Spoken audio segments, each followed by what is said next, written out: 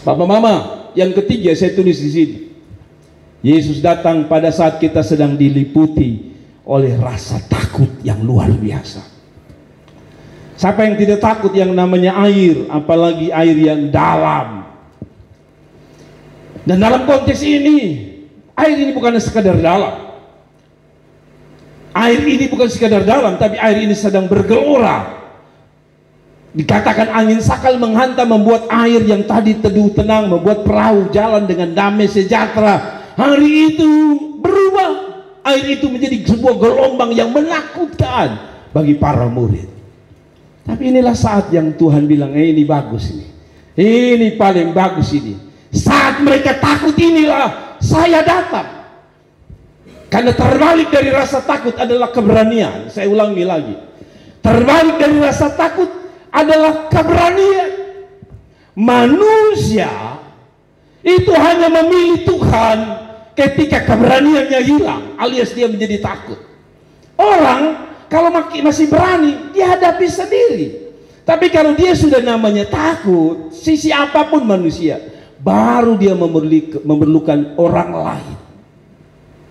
Anak-anak itu tidak pernah takut menghadapi apapun, kecuali di malam hari. Anak kecil maksud saya, dia tidak perlu kita di siang hari, dia kemana-mana, dia bermain jauh dari kita.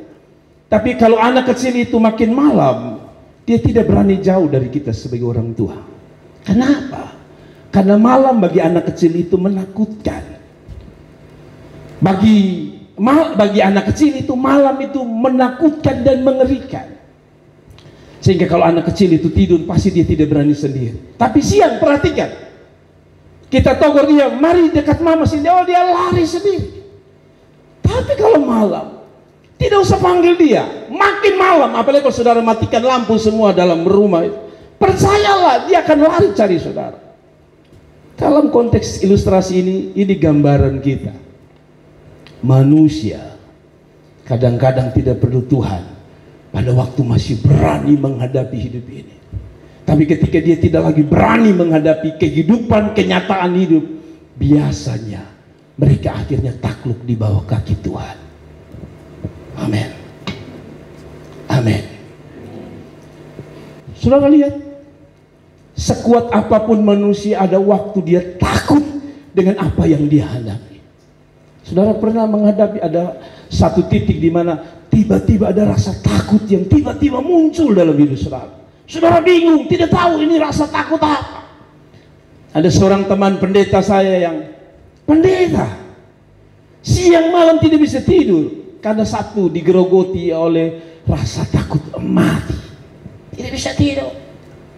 Tapi kembali saya bilang, dalam rasa takut ini waktu terbaik Tuhan datang dalam hidup saudara. Saya berharap jangan pernah kita tepuk dada dan bilang, gampang lah, beta bisa. Selama Anda bilang bisa, jangan harap Tuhan mau datang dalam hidup saudara. Amin. Saya tidak tahu apa rasa takut saudara. Saya tidak tahu, tapi saya punya rasa takut juga. Rasa takut yang normal ya. Yang rasa takut yang tidak normal, kan ada dua rasa takut. Ada satu rasa takut yang tidak normal, yang tadi saya sering bilang, takut setan itu tidak normal. Anda abnormal. Kenapa saya bilang Anda abnormal? Karena Anda bilang Anda punya Tuhan, tapi takut setan. Itu takut tidak normal. Tapi kalau saudara takut, besok nih saya makan apa, itu sedikit normal. Besok ini orang lain suka kawin, beta belum kawin. Nah itu takut yang normal.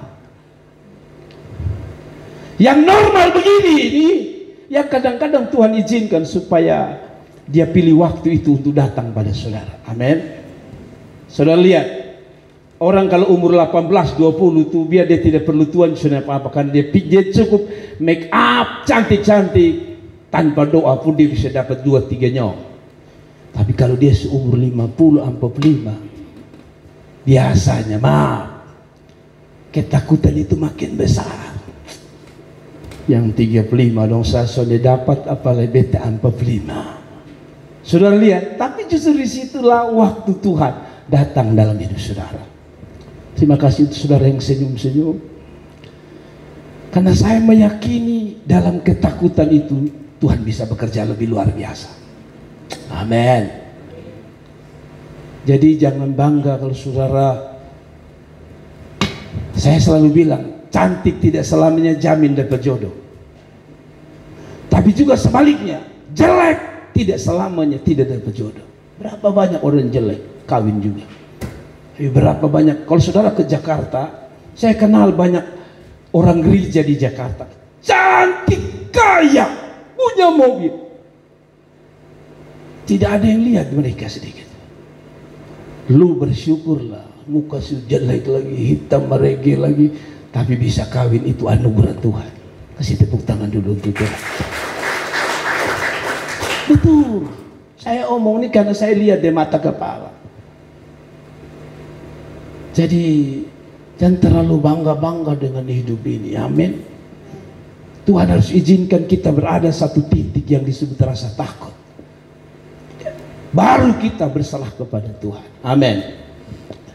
Nah, saudara-saudaraku yang diberkati Tuhan, saya berharap sudah ngerti maksud saya di sini. Saya tidak karang ini khotbah, ini ayat yang bilang begini. Pada waktu para murid takut, saudara lihat ini, saudara lihat ayat ini, saudara lihat ini. Saudara lihat di ayat di sini. Ketika mereka melihat dia berjalan di atas air, mereka mengira bahwa ia adalah hantu. Lalu berteriak-teriak. Berarti ada satu dasar ketakutan mereka. Satu, angin, gelombang. Kedua, ini tengah malam. Tiba-tiba ada orang jalan di atas air. Mungkin konsep ini yang membuat orang bikin konsep tentang hantu. Bahwa kalau manusia, gadis jalan jam 12 malam, kalau dia sentuh aspal itu gadis asli. Tapi kalau di atas jam 12 malam, lalu itu dia jalan tidak sentuh tanah, katanya itu baru hantu.